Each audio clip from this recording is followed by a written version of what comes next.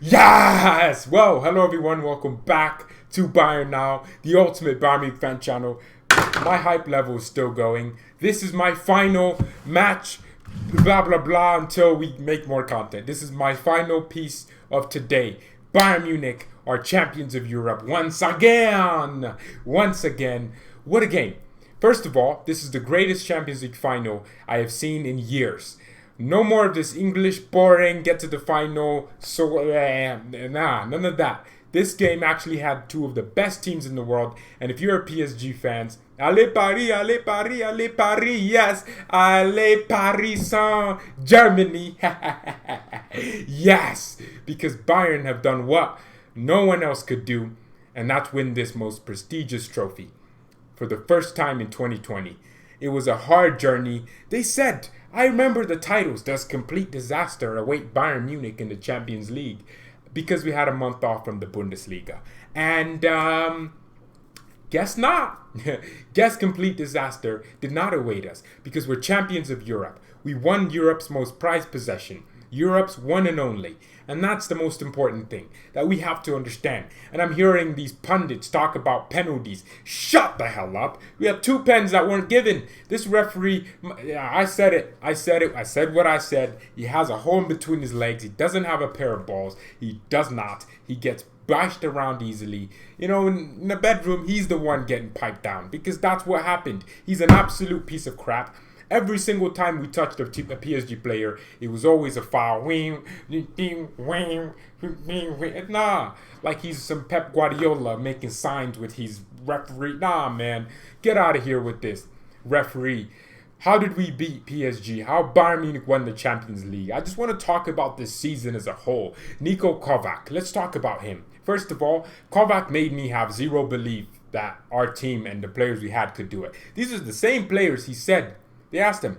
He said something about, Bayern always talk about this Pac-Man mentality, which is the ability to believe you can, even in the moments where it looks impossible to believe. He talked about that, and he said, Pac-Man, blah, blah, blah, blah. He was like, well, you know, we don't have the players to be doing it. Blah, blah. He said we don't have the players to be playing that way. He said what he said, and, okay, he said it. And, you know, we can't take it back. He didn't take it back. He said that. You know, he always talked about, Frankfurt have better fans, etc. You know, he made me have no belief that Bayern could do this. Hansi Flick comes in. First thing he does, he tells the players some sexy German words. They start performing. And I thought to myself, in the Gladbach game, the Mönchengladbach game, Marco Rose is a manager I rate highly. Hansi Flick completely neutralized their 4-4-2 diamond press. And I started thinking to myself, what's this Hansi Flick guy doing? We lost that game too, because we were so good. We neutralized how they played. And I was like, Marco Rose is a real tactician.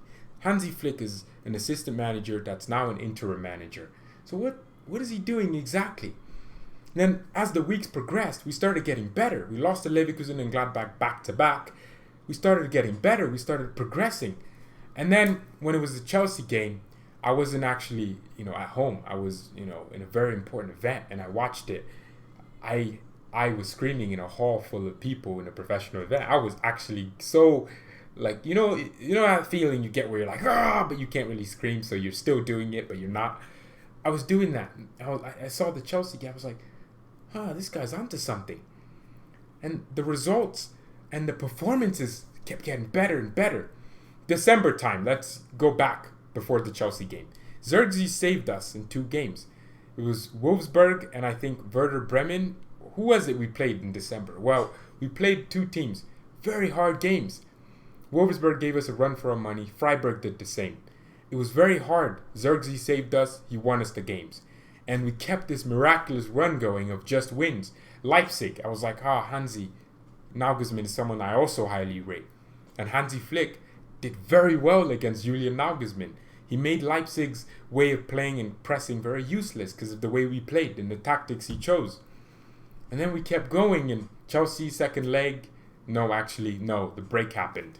And then we're thinking to ourselves, we start getting linked to more players, and this season just gets crazier. And people start saying, Bayern can win the Champions League. Not everyone was saying it. And then when the return came, the Bundesliga started, that's when people started saying Bayern Munich are the team. And then You got the doubters. You got the doubters. Our own fans doubting. I kept seeing people talk about this and that and PSG. I kept saying it. PSG would be just as concerned with Robert Lewandowski as we would with Neymar. So why are you talking about Neymar and Mbappe?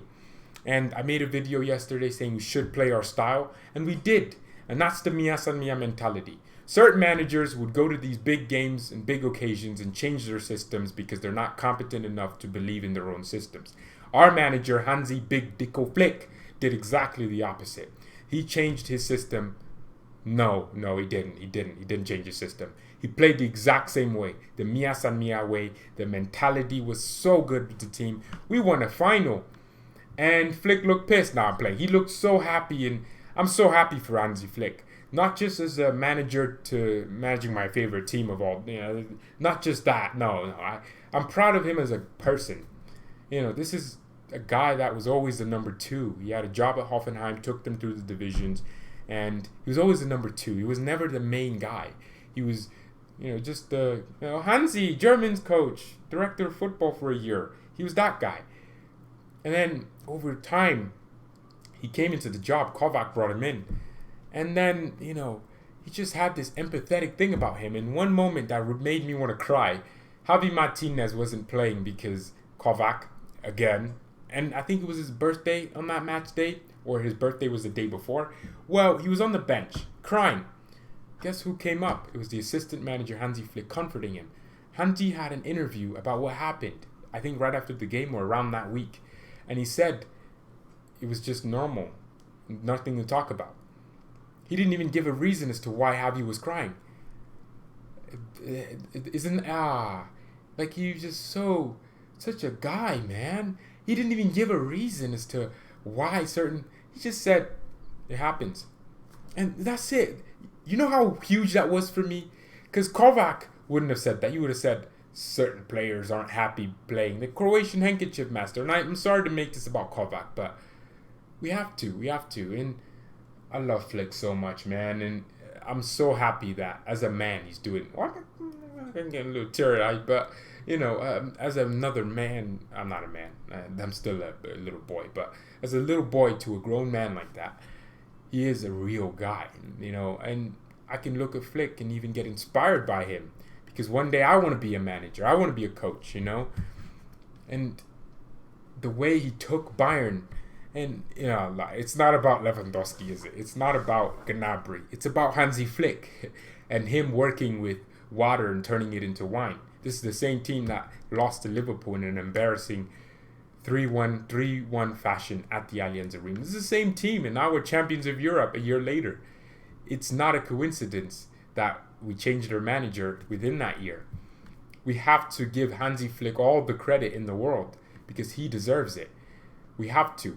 He's the reason we're here. Not because we're just that good. The Bayern, the players are amazing. No. It's Flick. Trust Flick. Kept saying it. Everyone says it. I love how the energy is always around Hansi. I love each and every single one of you. And let's talk about just now. A few months ago, we started doing the daily show, talk about transfers, right? We've been getting better with them.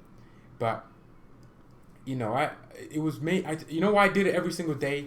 It's because I not only wanted to entertain people for, just the duration of the time in lockdown, aka quarantine. I wanted to just express, I wanted to have a different thing to be focusing on.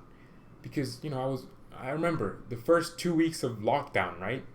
Where, this country, the United States, got locked down. Everyone was just so negative, Everyone was posting about this damn bastard disease. Everyone was doing it. And I was like, I don't want to only hone in that. I would wake up, watch movies. I was watching movies for every single day. I was watching movies I'd watch 3 movies in a day. I watch every single movie that you could think of. Rewatch movies too. And I had the same pattern, and this channel just gave me something I could do. And I just love doing this, and that's thanks to you guys. I thank each and every single one of you for tuning in every single day. We're champions of Europe. This isn't the end of the channel. Lol. No. I started the channel 2 years ago. People don't know that, but there is an older channel named BayernNow. I changed the name. You won't know what it is. What you do, it's raw skills. There's videos that I privated because I don't want anyone to see how embarrassing I was, you know. And we've been here. Every single story, Sane coming to, man, we've been here. So thank you everyone that's been here with me. You know, the new people all over the. Thank you. I appreciate it. Mia san mia and peace.